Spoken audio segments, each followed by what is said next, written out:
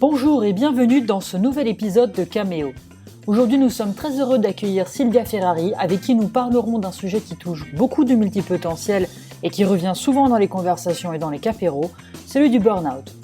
C'est entre guillemets grâce à celui-ci qu'elle a découvert sa multipotentialité et a été diagnostiquée hyperactive à 40 ans. Nous allons donc découvrir son parcours, parler du burn-out bien évidemment, de ce que ce diagnostic d'hyperactivité a entraîné comme réflexion et changement dans sa vie, mais nous allons aussi beaucoup parler de théâtre, car c'est un art qui tient une très grande place dans sa vie. A tout de suite, on vous souhaite une très bonne écoute.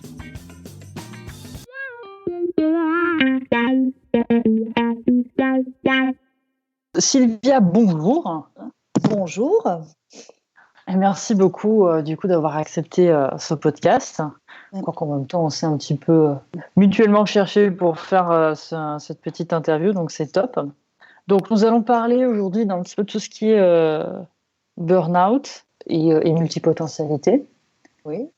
Et je veux dire bonjour à Julien aussi qui est caché derrière. Mais vu qu'on est en séparé, c'est un peu plus compliqué, on n'est pas trop habitué, donc c'est des interviews qui vont être rigolotes, je sens. C'est ça, bonjour.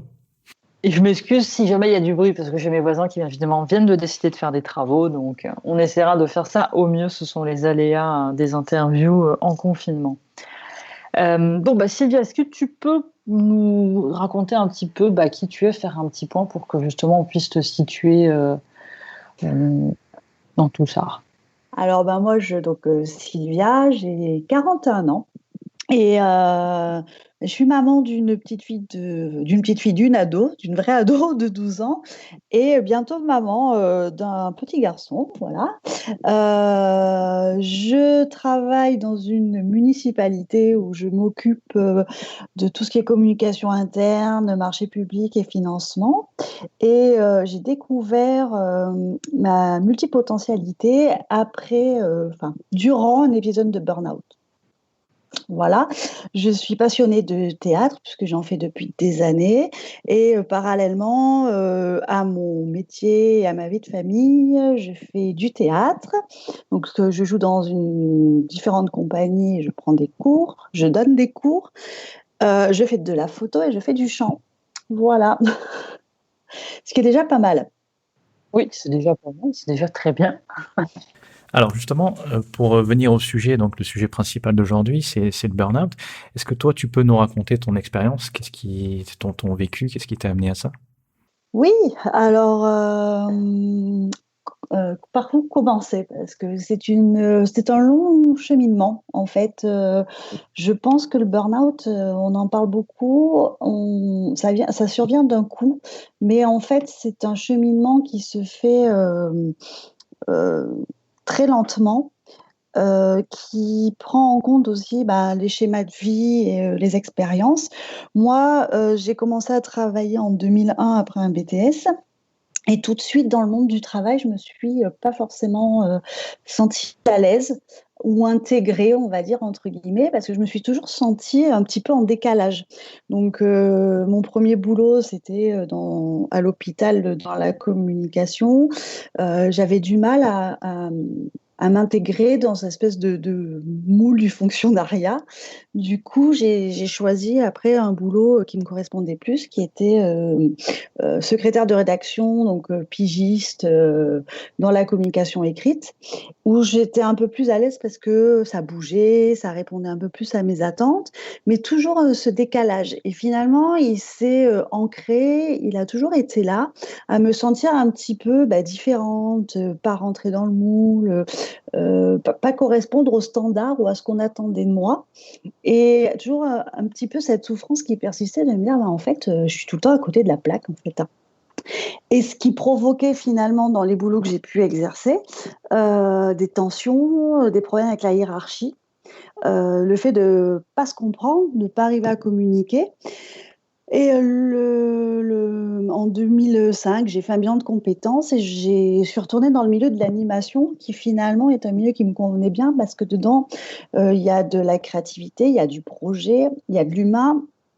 Et finalement, de 2005 à 2014, j'ai fait ma carrière, si on peut dire ça comme ça, dans le milieu de l'animation. Mais pareil, toujours avec ce décalage, mais alors moins présent parce que finalement on arrive à s'adapter en vieillissant et on arrive à un peu mieux se comprendre, j'ai envie de dire, et puis on s'assagit, donc on arrive un petit peu mieux à rentrer dans le moule. La rebelle ou le rebelle qui sommeille en nous arrive un petit peu à se calmer. Et bon, finalement, j'avais un projet de carrière qui était aussi d'avoir un poste à responsabilité. Ce qui s'est passé en 2015, puisque en 2015, après une réussite de concours, j'ai occupé un poste de coordinatrice dans le domaine de la santé publique et de la santé sexuelle, où j'étais enfin contente, où je me suis dit, bah, je vais pouvoir exercer toutes mes capacités, mes compétences en management, mettre en place des projets. Enfin, j'étais vraiment super enthousiaste.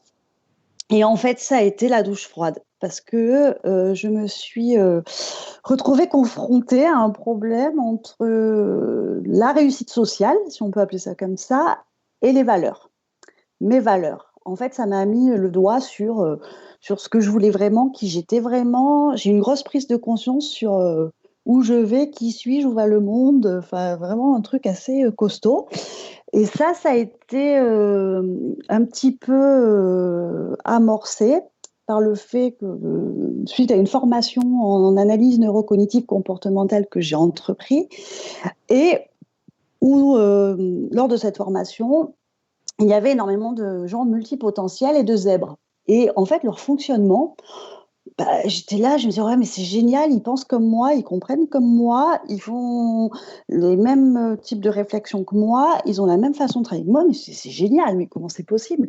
Et en fait, je comprenais pas pourquoi il y avait un groupe de gens avec qui je m'entendais vachement bien et avec qui ça se matchait vachement bien. Et à l'extérieur, c'était tout le temps des combats, des prises de tension, enfin, c'était toujours très compliqué.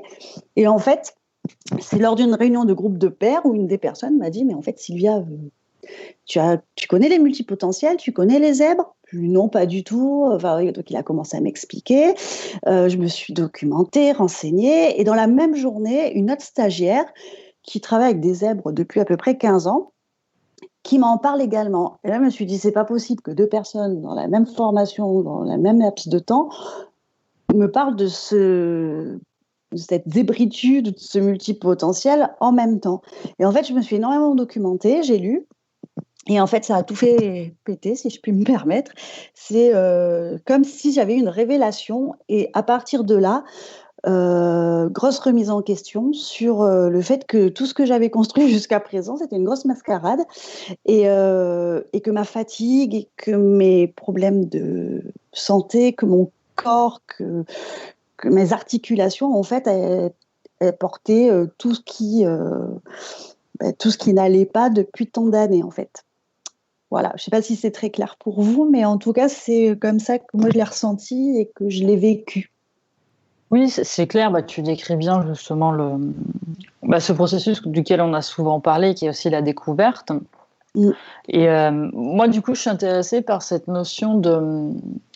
Donc, tu dis bien qu'il y a eu un burn-out. Est-ce que, émotionnellement parlant, le fait de découvrir ta multipotentialité, qu'est-ce que ça a impliqué là-dedans? Émotionnellement parlant, waouh, ça a été un tsunami. Si je peux, ouais. C'était un tsunami parce que d'abord, ça a été le déni, en me disant, mais pas du tout. J'ai été très, très en colère et très triste. J'ai d'abord passé par une phase d'incompréhension.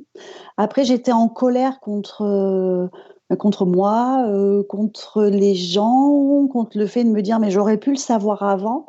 Et après, j'ai été très, très triste en me disant, mais mon Dieu, mais qu'est-ce que je vais faire avec ça, quoi. J'avais beau lire, essayer de comprendre, parler avec des gens qui étaient multipotentiels. J'ai dit, ouais, c'est super, les gens ont l'air de s'éclater avec ça. Alors moi, mais qu'est-ce que je vais en faire? Et en même temps, ça m'a fait faire un bilan sur ma vie personnelle, professionnelle. Donc, c'était une énorme remise en question. Et en me disant, mais si j'avais su avant, mais j'aurais pas fait du tout ça. Et ça m'aurait facilité la vie. Et j'aurais fait d'autres choix. Et je me serais pas battue pendant tant d'années pour arriver à obtenir 10% de ce que j'aurais aimé faire. Parce que moi, ce que j'aurais aimé faire, c'est être artiste, vivre de ça, faire du théâtre, avoir une compagnie, vivre de... Enfin voilà, c'était vraiment le domaine artistique. Et pendant des années, je me suis empêchée de le faire. Et ça m'a mis en colère, quoi, parce que je me suis dit, mais mon Dieu, mais tout ce temps perdu, quoi. Et par rapport justement à donc, le burn-out, là-dedans, tu le situes où C'est-à-dire, dans ton parcours de vie? Est-ce que c'est quelque chose qui est arrivé de façon très violente? Parce que, donc déjà, pour situer un petit peu le burn-out, c'est justement, comme le dit le terme, c'est quelque chose qui brûle à l'intérieur, qui flambe d'un coup à l'extérieur aussi. Pour certaines personnes, il va être un petit peu lent et il y a un événement déclencheur qui peut être physique. On a eu des gens, Jordan en avait parlé dans un de nos podcasts justement où il parlait de sa perte de voix, et on a eu différentes choses et tout. Chez toi, comment est-ce qu'il s'est manifesté? Alors, il y a eu deux grandes étapes dont je me rappelle, parce qu'en fait, j'ai passé la période un peu dans un état de flou artistique, et on est plus que l'ombre de soi-même, mais on s'en aperçoit pas forcément. Mais je me rappelle de deux étapes. La première étape, c'est que je suis arrivée au boulot. J'étais déconfite. Je voulais pas y aller, la boule au ventre. Je me suis garée, et quand je suis sortie de la voiture, je me suis dit, mais en fait, j'ai plus de joie de vivre. Alors que quand on parle aux gens qui me connaissent, c'était Sylvia, c'est la joie de vivre, elle est toujours rigolote, machin. Et là, en fait, à l'intérieur, c'était vide. Mais quand je dis vide, c'était vide. Je suis vide. Je n'ai plus de joie de vivre. Je n'ai plus envie de rire. Je n'ai plus envie de m'amuser. J'ai juste envie de me rouler en boule sous ma couette et de pleurer. Ce qui était assez contradictoire. Et la vraie chose qui a fait que je me suis arrêtée, que mon médecin m'a arrêtée, j'ai eu un accident de voiture un soir en rentrant du boulot après une réunion tardive. J'ai une voiture qui a loupé sa trajectoire en rentrant de l'hôpital et qui s'est retrouvée sur ma voie. Et j'ai failli avoir un accident frontal avec cette voiture. Et j'ai juste eu le temps de donner un coup de volant. Et je touche du bois, j'ai rien eu. Quand même, la voiture de l'autre personne s'est retournée sur le toit. La personne n'a rien eu non plus à part une grosse égratignure, mais sa voiture était foutue. Et en fait, pour moi, ça a été un signe parce que mon frère a eu un grave accident comme ça en 2008 et j'ai perdu un ancien collègue de travail comme ça en 2018. Et là, je me suis dit, stop. Maintenant, c'est un signe, tu t'arrêtes parce que là, si ça, tu le comprends pas, après, ça va être plus grave. Mais j'ai eu la chance pendant cette période d'être suivie par une psychologue et une hypnothérapeute, donc qui est la même personne, et qui m'a permis de voir ces signes et qui m'a permis de les toucher du doigt, en fait. Et je peux lui dire merci parce que c'était pas facile. Moi, j'aimerais bien revenir un petit peu avant et essayer de comprendre un petit peu les étapes qui t'ont conduit à ce burn-out. Comment ça se passait avant, tu vois, et cette descente petit à petit vers le burn-out? Qu'est-ce qui s'est passé? Est-ce que c'était d'un point de vue professionnel que tu as eu des frustrations ou autre? Est-ce qu'il y a eu un côté perso aussi, peut-être? Ouais. Alors moi, c'est essentiellement professionnel parce que je suis une éternelle insatisfaite et une éternelle perfectionniste. Et je suis arrivée dans un service quand j'ai changé de boulot, donc en 2015, rempli, si on peut dire. Il y avait une équipe, donc j'avais en charge l'équipe. Et dans cette équipe, il y avait deux personnes qui étaient, comme on peut appeler ça maintenant, pervers narcissiques. C'est-à-dire deux personnes qui ont tout fait pour me manipuler. Et je me suis laissée complètement berner, je me suis laissée avoir parce que je les ai pas vus, parce que j'étais dans mon optique de remonter l'équipe, remanier l'équipe, les remotiver, parce que c'était une équipe qui n'avait pas eu de coordinateur pendant des années, qui était en attente, qui avait beaucoup de... qui demandait beaucoup de choses. Et donc, j'avais des objectifs de travail, et mon objectif, c'était vraiment de créer une cohésion, de les amener toujours vraiment pour qu'on travaille ensemble vers le toujours, pour qu'on soit mieux, qu'on travaille mieux. C'est assez utopique, hein, mais voilà, c'est un peu ma vision du travail d'équipe. Et en même temps, j'ai récupéré une coordination où pendant très longtemps, il n'y a pas eu de coordinateur administratif. et où tous les dossiers que j'ai récupérés étaient très flous, où il manquait des données. Donc j'ai dû énormément travailler dessus, y passer du temps. En plus, j'étais en déplacement assez régulièrement. J'avais ma fille qui avait 10 ans, 9-10 ans à l'époque, et je la voyais pas beaucoup. Et en fait, c'était à un moment donné une surcharge de travail. C'est-à-dire que c'était tout le temps, tout le temps, tout le temps, tout le temps. J'essayais tout le temps de trouver des solutions pour que ça soit pour l'amélioration des projets, pour l'amélioration de l'équipe. Et en fait, j'avais beau faire, beau mettre en place, beau essayer de faire au mieux, ben, en fait, il y avait tout le temps des bâtons dans les roues, il y avait tout le temps des problématiques. Enfin, il n'y avait jamais quelque chose qui se passait correctement. Et au bout d'un moment, je pense que c'est mon estime de moi et ma confiance en moi qui a été touchée, à me dire, bah, en fait, je suis pas bonne, quoi, je suis pas du tout compétente. Et comme j'ai un gros syndrome de l'imposteur, ça a été compliqué pour moi de pas dire, mais en fait, je suis compétente, tu y arrives, mais ça prendra du temps. Et comme je voulais aussi satisfaire avec ce besoin de reconnaissance qu'on a tous un peu, mon président et mon équipe, et je voyais que j'y arrivais pas, ça a été un espèce de tout. Et j'étais déjà très très fatiguée par mon précédent emploi, où j'avais réussi un concours administratif de catégorie A et où j'avais pas été nommée après 9 ans dans la structure, et tout a été lié en fait. Je sais pas si je réponds bien à ta question, Julien, mais... Ah si, complètement. Ouais. Non, je comprends toutes ces étapes-là. Justement, c'est ça. J'aimerais vraiment essayer de comprendre un peu qu'est-ce qui t'a amené petit à petit à faire ce burn-out et à ce que ça s'exprime physiquement et psychologiquement dans ta vie. Et je voulais savoir aussi quel temps ça a pris tout ça. À combien tu estimes cette descente? Alors moi, la descente, je l'estime à 3 ans. Ça a commencé fin 2004, en mai 2014, quand dans mon ancienne collectivité, on m'a dit on te nommera pas. Tu as eu ton concours, mais c'est un coup de chance. Et donc, on te nommera pas. J'ai passé 3 concours d'administration. Les 3 concours, je les ai réussis du premier coup, sans forcément de préparation. Et au lieu de me dire, c'est dû à ma compétence, je me suis dit, en fait, il a raison, c'est un coup de chance. Voilà. Donc, je me dis, je vais partir, ça va me faire du bien. Mais j'étais déjà un petit peu écorchée. Voilà, ça m'avait quand même commencé un petit peu à m'écorcher. Et la non-reconnaissance de mon travail. De me dire, ça fait 9 ans que je suis là, j'ai travaillé, j'ai mis des projets en place, puis en fin de compte, d'un revers de la main, on te dit, si t'es pas contente, en gros, tu t'en vas, quoi. Donc, je suis partie. Je suis arrivée à l'hôpital, je me suis dit, ça va être cool, ça va bien se passer. Mais là, rebelote, il y a eu un changement de présidence et je m'entendais très bien avec mon président, mais le travail que je fournissais, j'avais l'impression de travailler dans le vent.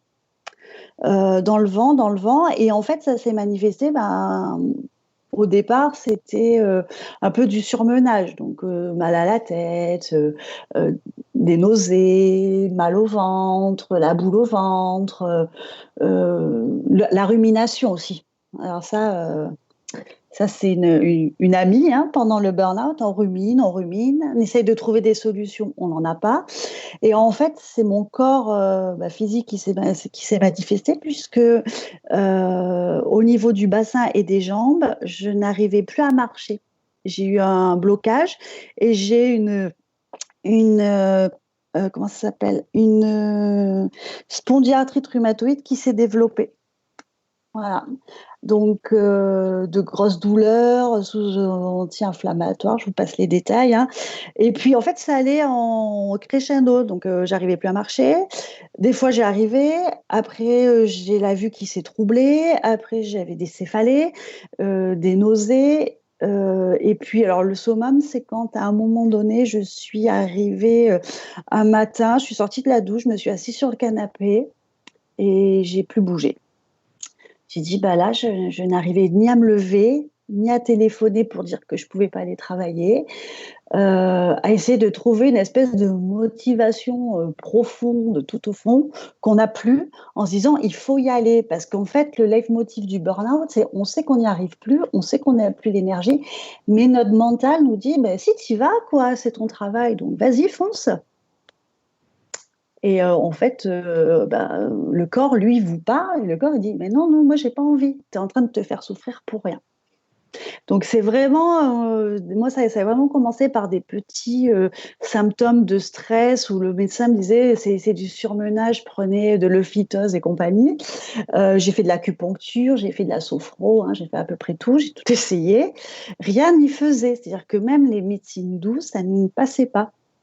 Jusqu'au jour où je suis partie, j'ai arrêté. Je suis partie de mon travail et j'ai eu 1 mois et demi de vacances. Et bizarrement, pendant ce mois et demi de vacances, j'ai eu mal nulle part et tout allait très bien. Et c'est là que je me suis dit, ah ouais, quand même, c'est assez violent, quoi. C'est ça qui est très intéressant dans le sens que c'est quelque chose qui est fort dans le burn-out, c'est que c'est cette augmentation en fait. Et la plupart des gens, tout à l'heure je disais que c'était quelque chose qui était très violent parce que chez certaines personnes ça a été, tu le dis, c'est ce moment où tu t'assois sur le canapé par exemple et tu peux plus bouger. Ce sont des actes qui sont physiquement, tu te rends compte qu'il se passe quelque chose sur lequel tu n'as plus de commande et de mainmise. Et mine de rien, quand on décortique, on se rend compte qu'il y avait plein de petits avertissements. Et tu l'as dit très bien, et souvent on parle de ce surménage qui est minimisé. C'est ça. Et le burn-out est une conséquence d'une suraugmentation de ce surménage et d'une suraugmentation au niveau cérébral et émotionnel, parce que c'est les deux mis ensemble qu'il faut qu'au bout d'un moment, ça explose. Et ça reste quelque chose de très, très, très, comment dire, violent, parce qu'il y a beaucoup de personnes qui...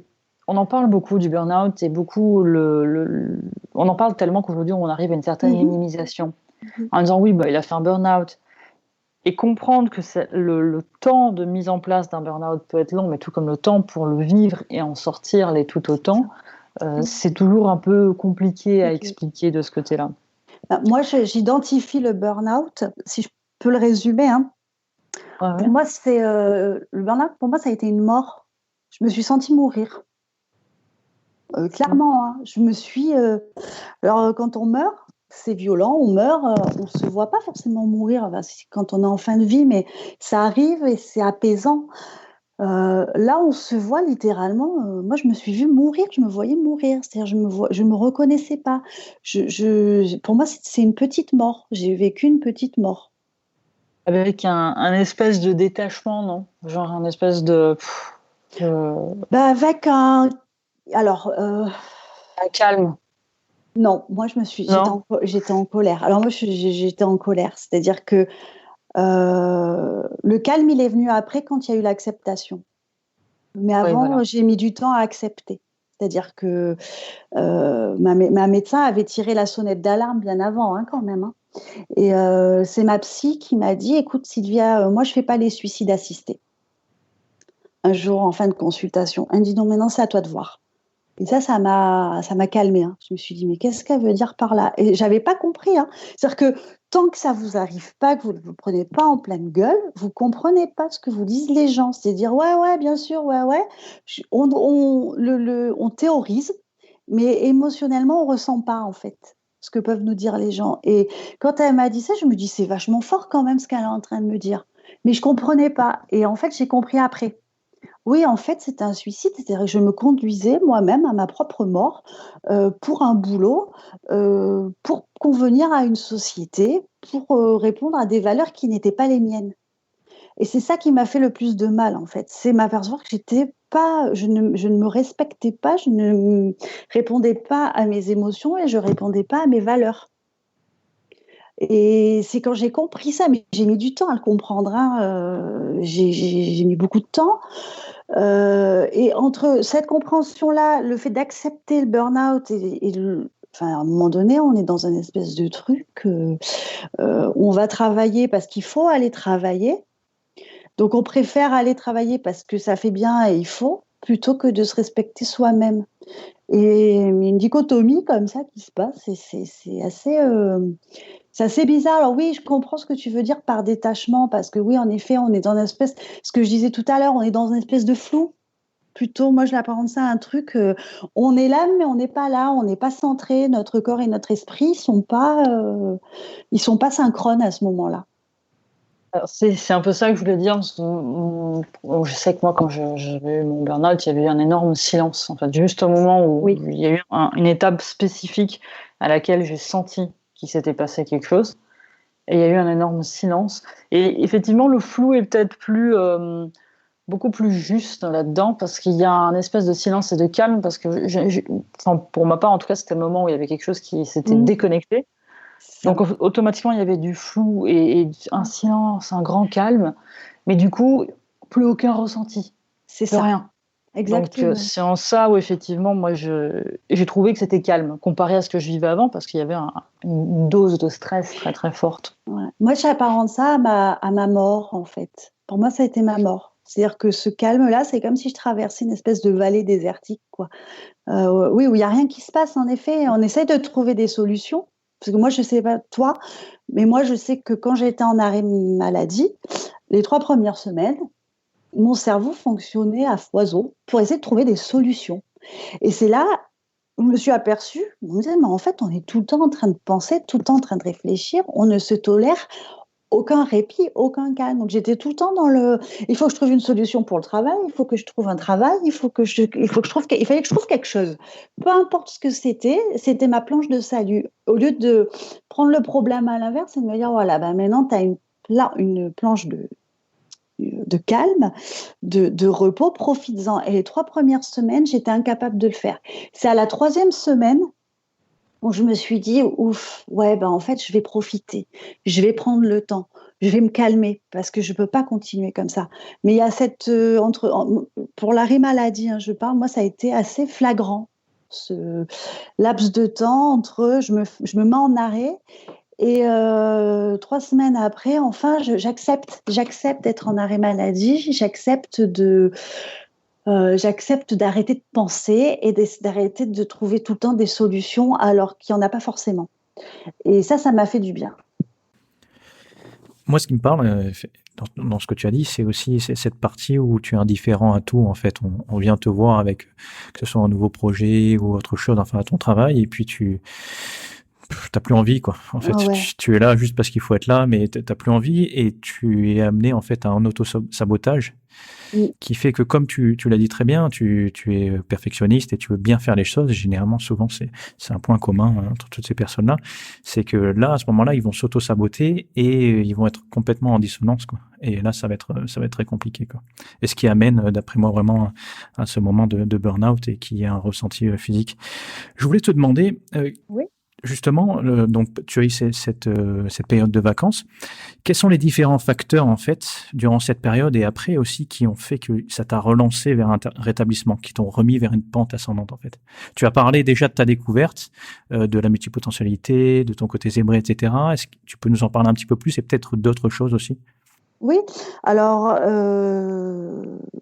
je, je vais faire une ode à ma psychologue hypnothérapeute qui a été géniale.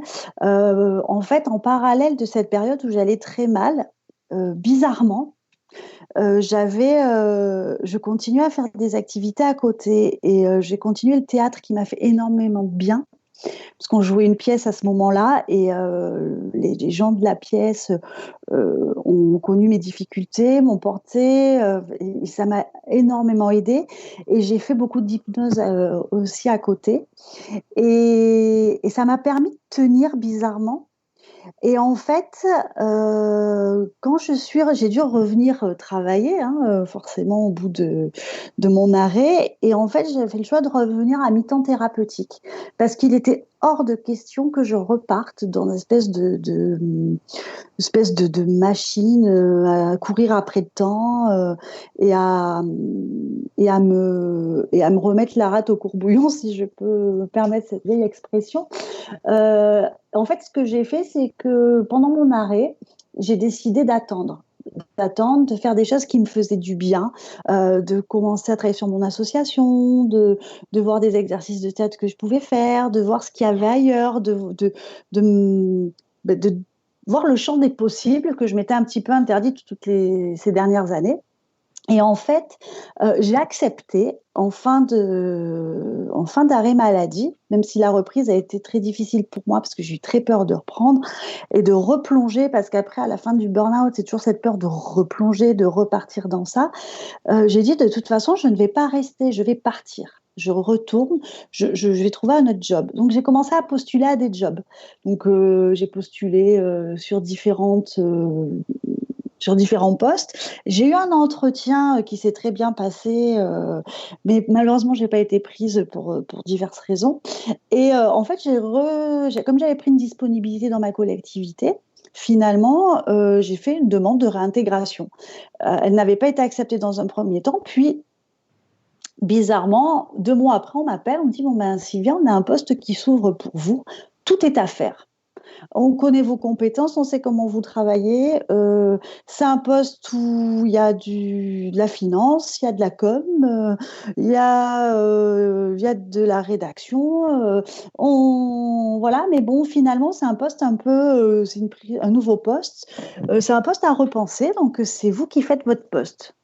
Et en fait, ça m'a fait du bien parce que je me suis dit, en fait, ils ont reconnu finalement mes compétences, même si au départ, ils voulaient pas forcément me nommer, mais là, ils ont reconnu mes compétences. C'est un poste dans une collectivité que je connais, avec des gens que je connais.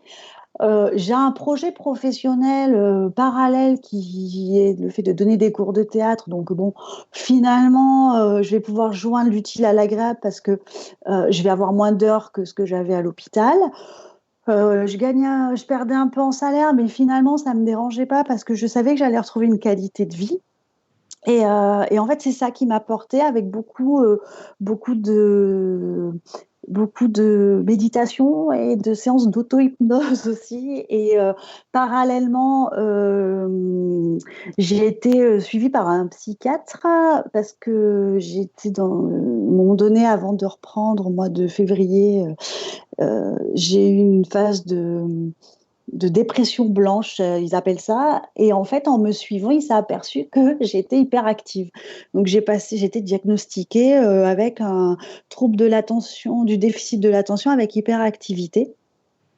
Et à partir de là, entre la connaissance de la multipotentialité, le diagnostic du TDAH et un suivi et un traitement, j'avais les clés en fait en main pour savoir qui j'étais et je comprenais enfin qui j'étais en fait, c'est ça. J'ai compris qui j'étais et pourquoi mon décalage et ma façon de travailler. Parce que finalement, le burn-out, ça fait souffrir, ça fait mal. Mais quand on en sort différent et on en sort plus fort. Et j'ai l'impression que quand on en sort avec notre vrai nous, comme si on avait laissé les schémas derrière, en fait. Alors ça, c'est quelque chose qui revient beaucoup pour les personnes qui ont fait du burn-out. Tu employais tout à l'heure le terme « c'est une petite mort ». En spiritualité, on parle souvent de nuit noire de l'âme. Et alors, la nuit noire de l'âme, c'est plutôt un chemin qu'on va traverser, effectivement, qui est compliqué, mais pour finalement venir se construire. C'est un chemin de prise de conscience de soi. Et s'il y a quelque chose que moi, j'ai bien remarqué pour avoir beaucoup cherché sur le burn-out et parlé avec beaucoup de personnes qui en ont eu, c'est justement le fait que c'est un chemin de reconstruction. Donc, il est extrêmement violent, mais par contre, il est une véritable invitation à la rencontre de soi. Et c'est quelque chose que je trouve assez fou comparé, par exemple, à la dépression. Là, tu parles de la dépression blanche, qui sont ce qu'on appelle les dépressions masquées, si je ne me trompe pas. Oui, c'est ça. Ce sont les dépressions dans lesquelles on ne sait pas qu'on est en dépression. Et on peut faire effectivement des burn-out aussi sans s'en rendre compte et les emmener très loin, en sachant qu'en plus, toutes les personnalités donc, qui vont avoir un circuit neuronal très actif, donc comme les multipotentiels, comme les TDAH, comme tu disais, ou même les hauts potentiels, et toute cette gamme de personnalités-là, ont tendance à l'amener très très loin, ce burn-out. C'est ça, ouais. Parce qu'il y a une force d'énergie et de... je ne sais plus comment on dit en français, commitment aussi, loyauté, on va dire, sur C'est ça. certains choses qu'ils ont Ben, choisi de faire et tout, mm, mm, ils continuent et c'est assez impressionnant à mm. voir et à entendre Ah dans oui, moi dans les témoignages. je suis d'accord avec ce que tu dis sur le terme de loyauté.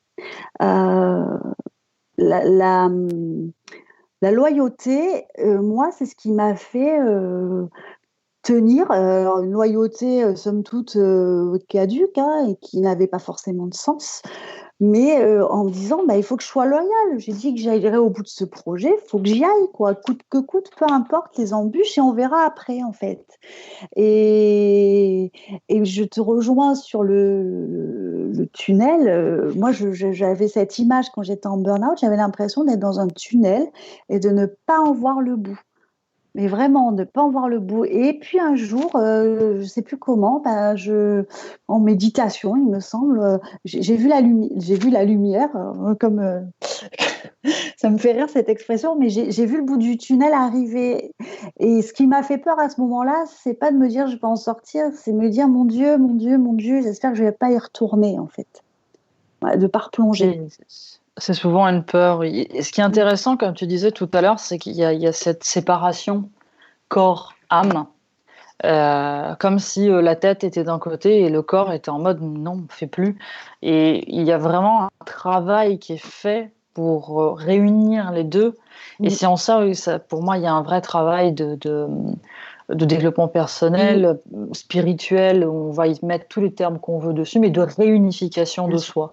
Le C'est se ressenti. briser pour voilà, réunifier les deux ensemble C'est pour ça. qu'il y ait une meilleure communication, mieux se connaître, éviter de retomber dedans Mm, et dans mm. ces pièges-là. Ça qui est fou, enfin, à un moment donné, quand on fait l'analyse de ce qui s'est passé, parce que même si ça reste flou, moi, ça va faire un an que ouais, ça va faire un an que j'en suis sortie. Si je fais l'analyse, je me dis, mais en fait, on a des croyances, on a des schémas qui ne nous appartiennent pas. On n'essaie pas de se connaître, on n'essaie pas de savoir qui on est, on essaie de convenir aux standards de la société et en fait, ça fait plus de mal que de bien. Et quand je me retourne, je me dis, mais en fait, Sylvia, ben, en fait, au fond de toi, tu as toujours été comme tu es maintenant. Quelqu'un de calme, qui prend. Je me suis aperçue, je suis hyperactive, je suis diagnostiquée hyperactive, mais je m'aperçois que pour travailler, par exemple, sur des tâches, j'ai besoin de temps. J'ai besoin de prendre du temps pour poser, pour réfléchir, pour cogiter. Je pars, je reviens. Et puis finalement, quand je dois analyser, ça se fait très vite. Mais ça, je ne l'acceptais pas parce que pour moi, quand on est au travail, il fallait être efficace, il fallait travailler vite, vite, vite et faire des tâches rapidement. Et en fait, si je me retourne en arrière, je me rappelle que petite, j'étais comme ça.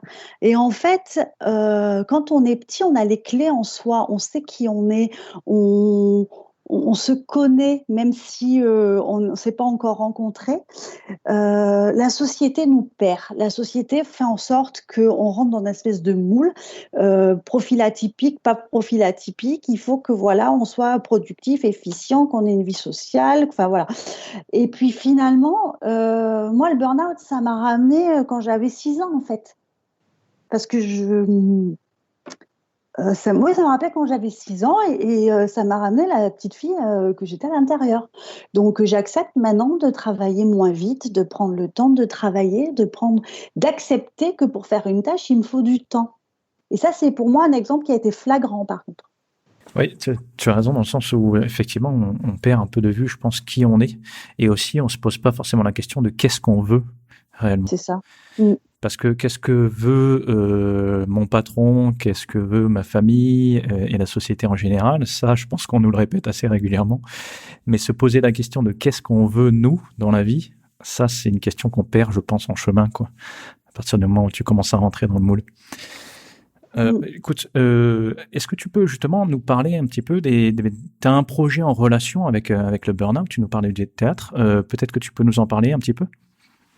Oui, alors il y a deux choses. C'est vrai que pendant mon burn-out, notre planche de salut, ça a été le fait que j'ai énormément écrit. C'est-à-dire qu'à chaque moment de bonheur ou à chaque moment de souffrance, de ma lettre, j'écrivais un peu en écriture automatique ce qui se passait en fait. Et à la relecture, je me suis dit, mais mon Dieu, mais en fait, à la fois c'était beau et à la fois c'était violent de se lire. Et en même temps, je me suis dit, mais il faut que je fasse quelque chose de tout ça, je peux pas le garder pour moi.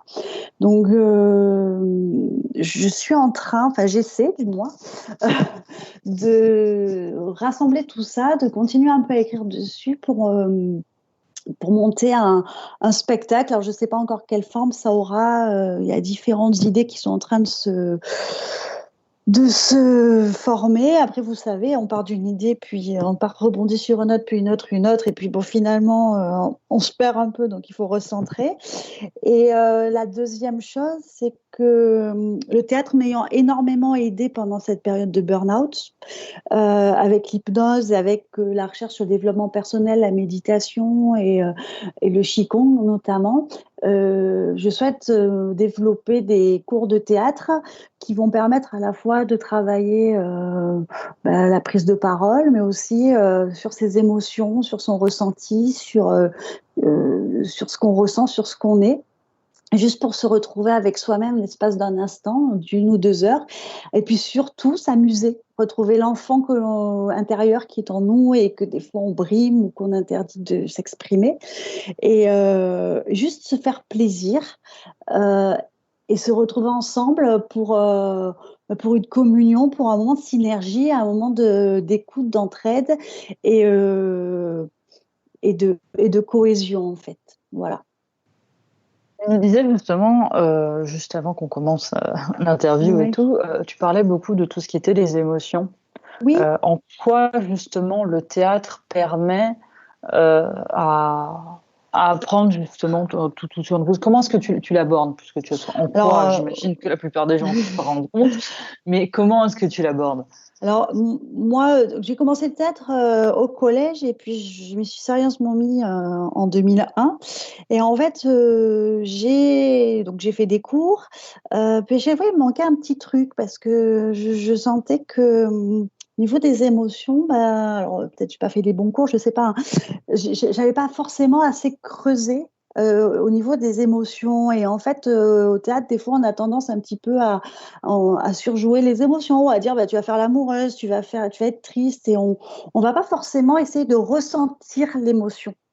Et je pense que travailler sur son émotion, sur ce qu'on ressent, mais sans forcément aller chercher un épisode traumatique qui nous a fait pleurer ou qui nous a rendu triste, mais juste de par la respiration, de par la façon dont on va bouger son corps, de par la façon dont on va regarder l'autre, aller juste chercher la juste émotion, l'état dans lequel on est à un moment donné. Un jour, un jeudi, on va être plutôt dans un bon mood. Alors, du coup, on va être dans une émotion douce, bienveillante, plutôt joyeuse. Et puis, le jeudi d'après, notre patron nous a pris la tête. On n'est pas content, on va être plus dans une émotion de colère. Mais c'est juste essayer de la repérer, de savoir comment notre corps réagit et savoir comment on la reconnaît, se dire ah voilà, là en fait je suis en colère, là en fait je suis heureux, là en fait je suis triste, et juste l'accueillir en fait. C'est juste à apprendre à accueillir son émotion, l'accepter, dire voilà, je suis dans cet état-là, je l'accepte. Tout simplement. Et je fais aussi des exercices qui se servent de la musique.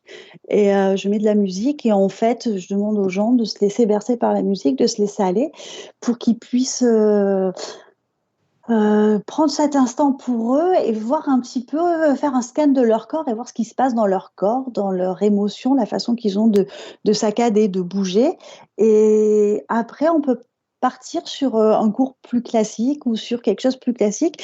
C'est vrai que en général, je fais des cours, comment dire, on va dire au feeling, si je peux dire ça comme ça, c'est que j'ai une trame, mais ça dépendra souvent de l'énergie du groupe. Parce que j'aime m'adapter à l'énergie du groupe, parce que c'est eux qui font le tout, c'est eux qui donnent, et je trouve ça important en fait. Je ne sais pas si j'ai bien répondu à ta question. Si tu réponds parfaitement bien sur quelque chose qui, pour moi, me tient énormément à cœur, c'est justement le principe de libération émotionnelle. Et pour des gens qui ont une vie émotionnelle très forte, comme tous les hyper, qui soient sensibles ou dans leur tête, ou ce genre de choses et tout. C'est quelque chose qui est intéressant parce que c'est souvent aussi une pratique qui est fuite, le théâtre, parce que justement, on va toucher des émotions. Et c'est important pour moi, travaillant beaucoup sur des techniques de libération émotionnelle et notamment sur tout ce qui est énergétique de ce côté-là, je trouve que c'est vraiment un média, le théâtre, qui est fantastique. Même toute autre forme de média, comme tu disais, de la musique, qui est particulièrement intéressante pour aller justement permettre à ces émotions qui restent stockées des fois, parce que quand on est au boulot, soit on ne se connaît pas, et tu l'as très justement dit, on ne connaît pas l'émotion, on ne sait pas la reconnaître, on ne sait pas ce qu'elle fait. Et pour certaines personnes, voilà, la tristesse, ça va être comme de l'eau qui coule dans les poumons, ça va devenir très froid.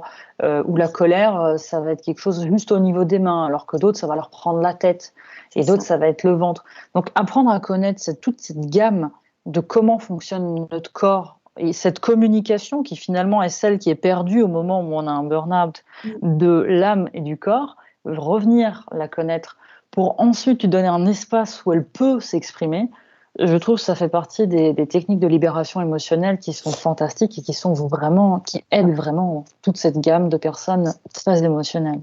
Alors, c'est marrant parce que, comme je vous disais avant le début de l'interview, les cours que je donne, c'est vraiment un groupe d'amis restreints et qui voulaient se mettre au théâtre et qui pensaient faire du théâtre un peu de boulevard comme ça. Et en fait, mon approche au départ les a complètement décontenancés. Et finalement, ce qui est marrant à voir parce que je les connais et donc c'est assez rigolo, c'est que les personnes qui ont le plus d'émotions à libérer, ce sont les personnes qui sont le moins dans le lâcher prise. Et ce qui est beau à voir, et c'est pour ça que j'aime faire ça et que ça me passionne, c'est de voir leur évolution, comment, même en un seul cours, ils vont réussir à le prendre, apprendre ce qu'ils ont à apprendre, même si c'est un petit peu, l'accaparer, le transformer et ce qu'ils vont donner à la suite des autres cours derrière. Et en fait, chaque fois, ils me disent « Ouais, mais on est nuls, on n'évolue pas. » Je dis « Mais pas du tout. » En fait, ils amènent tous quelque chose de différent et ils ont tous vachement évolué cette année, mais dans l'acceptation de l'émotion. Et c'est marrant parce qu'au départ, ils ont les mains croisées, figées, ils n'osent pas. Et en fait, il y a quelque chose qui se passe. Et c'est ça qui est beau, en fait, c'est de voir l'évolution de l'humain, en fait, comment l'humain évolue, comment il s'accapare les choses et comment il évolue dans le groupe, en fait. Enfin, en tout cas, c'est ce qui me touche, moi, et c'est pour ça que je fais ça aussi. Et je t'invite, Stéphanie, à venir à un cours l'année prochaine. Volontiers, si tu veux essayer. Et moi, j'ai pas le droit. Aussi, d'ailleurs. Oui, si. Je ne suis pas invité. Il n'a pas d'émotion. Je suis un robot. Non, moi, ça me faisait penser, je ne sais pas si vous connaissez ce livre qui a été adapté après en jeu de société, Le Monstre des couleurs, qui est un superbe jeu. Ouais. J'ai rencontré le créateur au Festival du jeu de société à Cannes et il me parlait en fait qu'il y a pas mal de personnes qui s'étaient procurées. En fait, ils étaient en rupture de stock très rapidement, ce qui est assez génial. Et chaque couleur, en fait, on doit raconter un épisode de sa vie qui est lié à cette couleur, à cette émotion. Et souvent, normalement, c'est destiné aux enfants, mais souvent, il y a les parents qui s'y greffent et de temps en temps, il y a aussi les grands-parents. Et le créateur m'a raconté que souvent, ça s'est terminé en pleurs entre les parents et les grands-parents parce qu'ils racontaient des choses qu'ils n'avaient jamais livrées, en fait. Et j'ai trouvé ça super intéressant et ça me fait penser à ce que tu dis. C'est vrai qu'on a tendance, avec l'âge, vraiment à garder tout ça au fond de nous et à plus l'exprimer.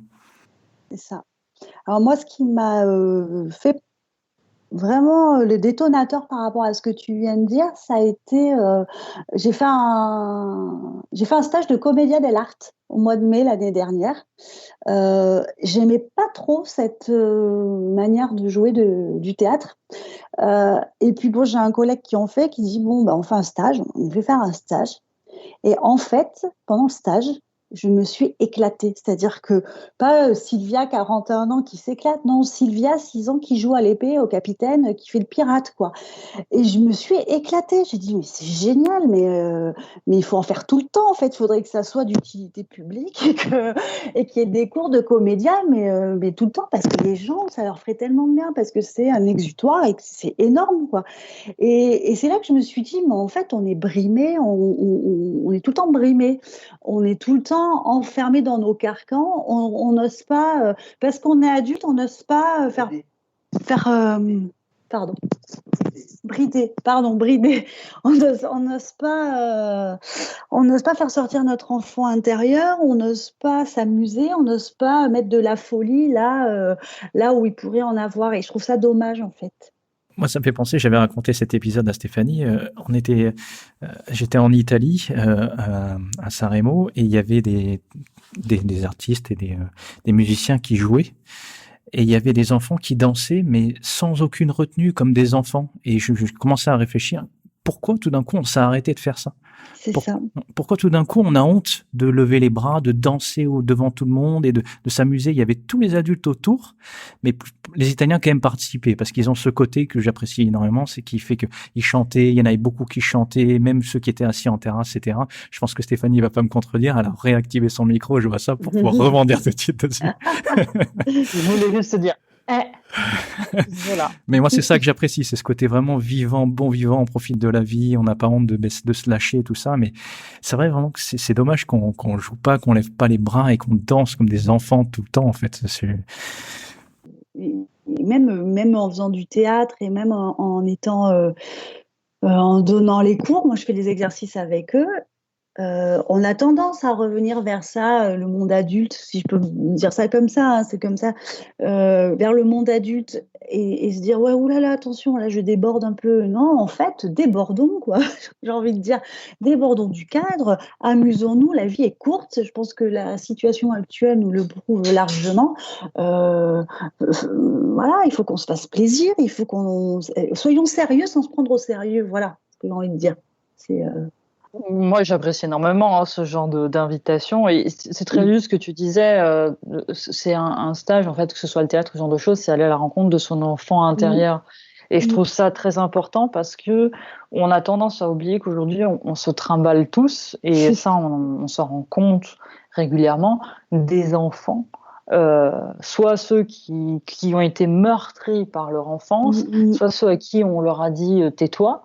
Et en fait, tous ces enfants-là, qui sont des émotions qui viennent cribler notre corps, soit en douleur, soit en petite maladie, soit en tristesse, soit en ce genre de choses, ils ont besoin d'être reliés. On retourne toujours à ce principe de réunification et de réunion de l'enfant à l'adulte qu'on est aujourd'hui. Et c'est vrai que c'est quelque chose qu'on apprend très rapidement à effacer tout ça parce qu'on nous apprend que quand on est adulte, il n'y a pas tout ça. On est différent. Et alors que bon, si on se rend compte qu'on peut très bien être dans l'émotionnel sans aucun souci, et c'est même important. C'est des choses qu'on rencontre de plus en plus en thérapie d'ailleurs.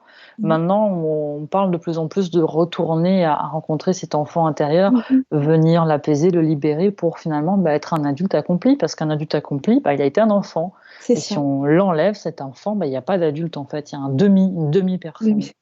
Mais juste en le stimulant, en créant, en faisant un peu de coloriage ou en faisant un jeu de société, des choses qu'on faisait quand on était petit, jouer avec la terre, faire du jardinage, ça suffit. Il n'y a pas forcément non plus besoin de faire des choses extraordinaires pour retrouver son enfant intérieur. Parce qu'il est là et il nous connaît mieux que ce qu'on se connaît, adulte. Oui, puis je pense que c'est notre voix, enfin c'est nous, quoi. Nous, quand on essaie d'être trop sérieux avec Stéphanie Jordan, c'est plus nous, on le sent. Dans notre communication, dans la manière de nous exprimer, dès qu'on fait pas ces petites blagues qu'on apprécie, on a un peu perdu, on a l'impression de se brimer, et c'est se brider, plutôt, excuse-moi, comme ton pardon. Oui, désolée, des fois je mets pas les bons mots. Mais moi non plus. Moi non plus, donc on est tranquille.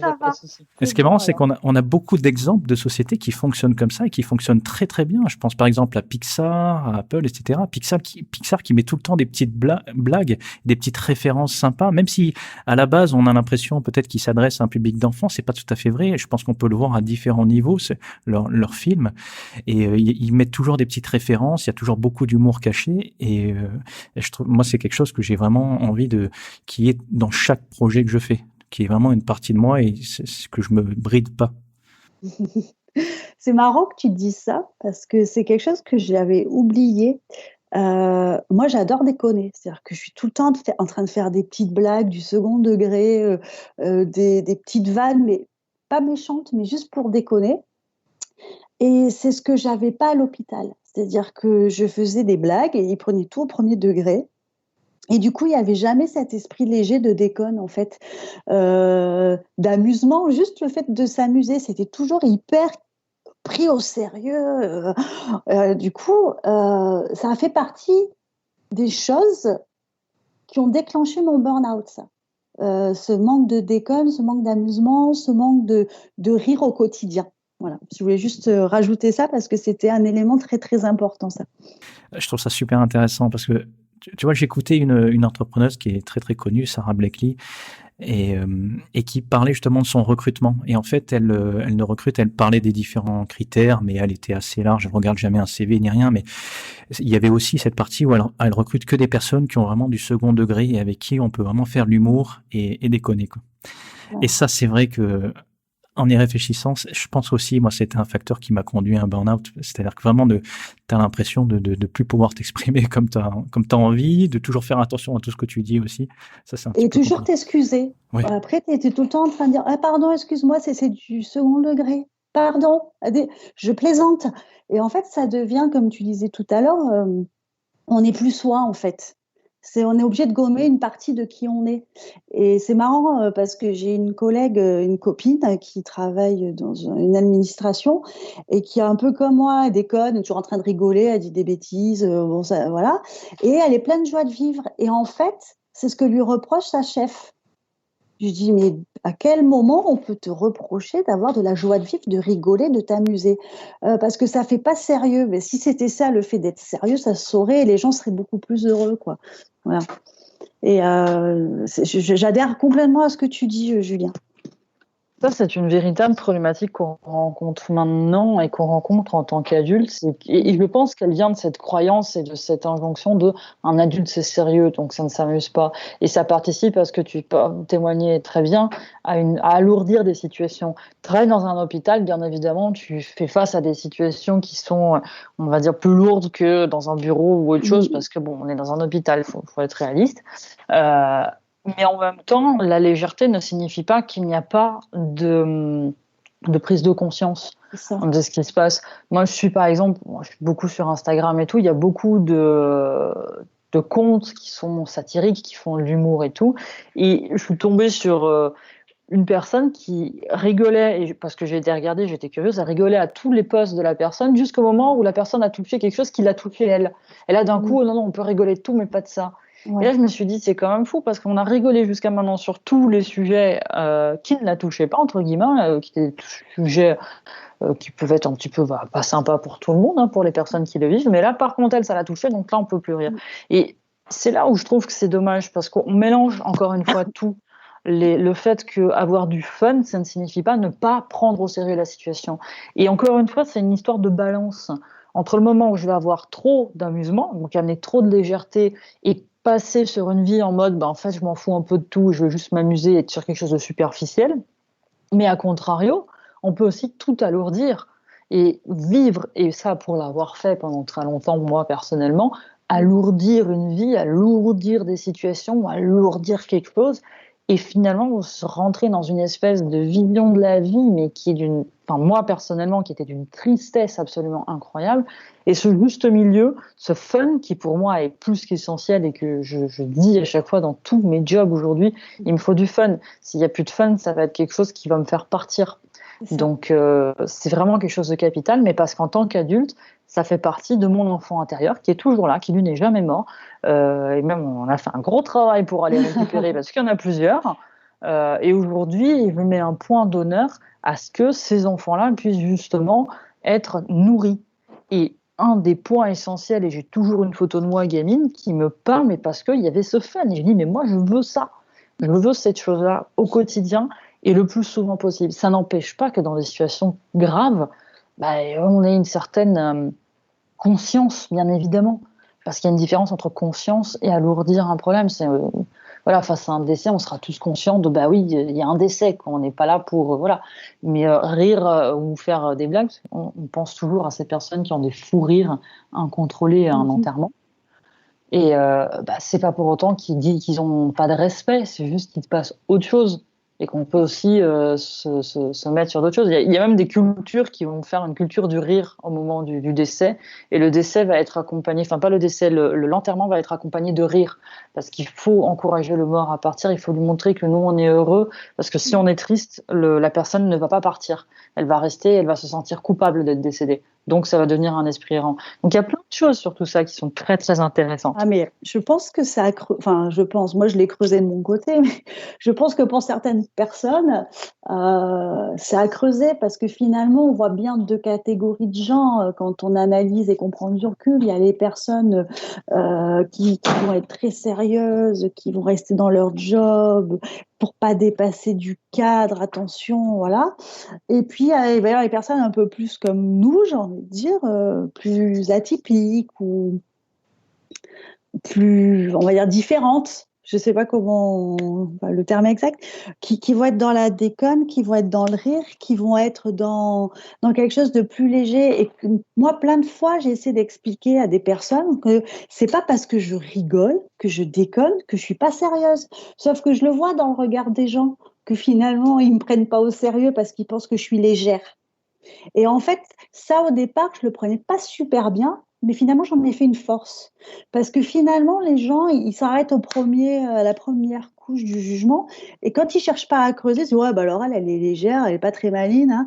Et puis finalement, quand on travaille sur des dossiers, des projets, bah, et que ça envoie du pâté ou que c'est correctement ficelé, ils se disent, ah, bah, mine de rien, j'ai sous-estimé la personne, quoi.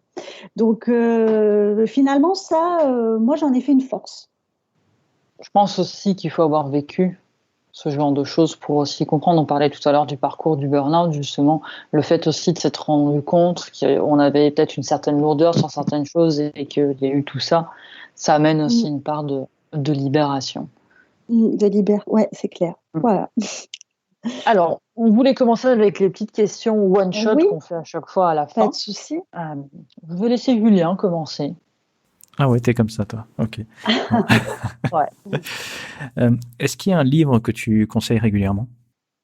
Oui, alors depuis quelques mois, je conseille surtout à mes amis, et je l'ai offert à Noël à quelques amis, c'est Femmes qui courent avec les loups de Clarissa Pinkola Estés, qui est une psychologue, qui se base sur des contes célèbres du monde entier et qui fait une analyse des contes à travers la femme sauvage, le retour à la femme sacrée, la femme sauvage. Et c'est très intéressant parce que surtout après un épisode de burn-out ou en plein burn-out, il y a quand même des vérités qui sortent comme ça. Et du coup, c'est devenu mon livre de chevet et je l'ai offert à toutes mes amies qui comptent énormément pour moi et pour et qui sont des femmes superbes, magnifiques et qui sont des femmes sacrées, des femmes sauvages, pour pas qu'elles s'oublient. C'est un livre que j'avais découvert effectivement à la fac et qu'une amie m'avait reconseillé quand je travaillais justement avec elle, qui est un très beau livre. J'avoue que j'ai eu quand même du mal parce qu'il est gros, c'est un petit gros bouquin. Je le lis par étapes. Hein. Ouais, voilà. Ouais. Moi qui ai une lecture qui est très Z et je vais chercher mes informations, ça a été un petit peu plus compliqué, mais c'est un très très beau livre. Alors, une application que tu utilises ou que tu voudrais conseiller? Alors c'est compliqué parce que bon, je suis beaucoup Facebook, Instagram, mais bon, ça c'est plutôt, on va dire, dans le quotidien. Une appli de musique, peu importe laquelle, Deezer, Spotify, parce que la musique c'est la vie et j'adore chanter et écouter de la musique quand je fais à manger, que je prends ma douche, je fais mon ménage. Ça met la patate. Ça peut être de la musique tranquille, de la musique speed, des clips, des morceaux des années 80, on ne s'en lasse jamais. Voilà, donc une appli de musique sur son téléphone, c'est la base. C'est pas moi qui vais te contredire, hein, parce que je vis en musique quand même. D'ailleurs, j'ai découvert une chaîne YouTube assez intéressante qui est de la musique pour se concentrer, pour se détendre, tout ça, que j'ai mis sur l'article que Steph a fait sur les différentes ressources pendant ce confinement. Donc, j'invite vraiment vous qui nous écoutez à aller faire un tour parce que j'aime beaucoup cette chaîne pour travailler, tout ça, pour se concentrer, c'est vachement bien. Alors, troisième question. Si tu pouvais revenir dans le passé, quel conseil tu donnerais à ton toi de 20 ans? Ah, mon moi de 20 ans. De se faire confiance. De se faire confiance, de lâcher prise, de se battre pour des causes qui sont justes, mais ne pas oublier que les choses positives qui doivent arriver, on n'a pas besoin de les provoquer. Dernière question. Une citation qui t'accompagne? Je peux en donner 2? Ah, tu peux en donner autant que tu veux. Alors, il y en a une que j'aime beaucoup, c'est « Heureux soient les fêlés car ils laisseront passer la lumière ». C'est de Audiard. Et « Soyons sérieux sans se prendre au sérieux ». Voilà, les 2 qui me suivent régulièrement. Eh ben, ça illustre bien tout ce qui a été dit pendant ce podcast. C'est ça. Bon, Exactement. Ah, Stéphanie est revenue. Bonjour Stéphanie. Oui, je suis revenue. J'ai eu un petit bug d'internet comme j'ai souvent en ce moment. Pardon. Ok, ben écoute, merci. C'était vraiment passionnant. Merci à vous Sylvia de m'avoir interviewé. C'était chouette et franchement de pouvoir partager l'expérience du burn-out et de la multipotentialité ou de la découverte du TDA. J'avais besoin de le partager. Donc merci de m'avoir donné l'opportunité de le faire. Avec grand plaisir. À bientôt. À bientôt. Merci à vous. Très bientôt. Au revoir. On espère que vous avez apprécié cet épisode riche en informations autant que nous. Et n'oubliez pas que si vous avez envie de témoigner ou de partager votre parcours, challenge ou réussite en tant que multipotentiel, vous pouvez nous contacter par email à contact@cameo.fr. Et comme toujours, si l'épisode vous a plu, pensez à nous noter et à mettre un petit commentaire sur iTunes. Cela permettra de faire découvrir Cameo à d'autres personnes susceptibles d'être intéressées. On vous souhaite une très bonne journée.